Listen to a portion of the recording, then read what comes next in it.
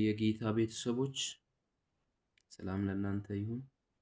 ማስተላለፍ የሚፈልገው መልእክት አንደኛ ሳሙኤል ምዕራፍ 2 ቁጥር 1 ላይ እንደዚህ ይላል። ሐናም እንዲህ ብላ ጸለየች፣ ልቧ በእግዚአብሔር ጸና፣ ቀንደ በእግዚአብሔር ከፍ ከፍ አለ።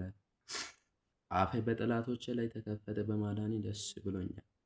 ቁጥር 2 እንደ እግዚአብሔር ያለ ቅዱስ የለምና፣ እንደ እግዚአብሔር ያለ ቅዱስ የለምና፣ እንደ እግዚአብሔር ያለ ቅዱስ የለም፣ ከአንተ በቀር ሌላ የለም፣ እንደ አምላካችን ያለ አይነት የለም አለች።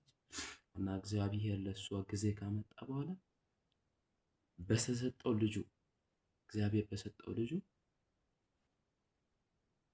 አልተመካችም እና እግዚአብሔር እንደሚሰጣት እንደ እግዚአብሔር ደግሞ እንደሚወስድ ከዛ በኋላ በቁጥር 6 አካባቢ እንደዚህ ይላል። ቁጥር 3 ላይ በመታበይ አትናገሩ፣ እንዲህ ያለውን የእፍረት ቃል ከአፋችሁ አይውጣ፣ እግዚአብሔር አዋቂ ነው ይላል። እግዚአብሔር አዋቂ ነው፣ ይሰጣል፣ ይከለክላል። ወጣቶቼ ነገሮቹ ላይመቻችሁ ይችላል፣ ነገሮቹ ላይሳካችሁ ይችላል። እግዚአብሔር ግን አዋቂ ነው።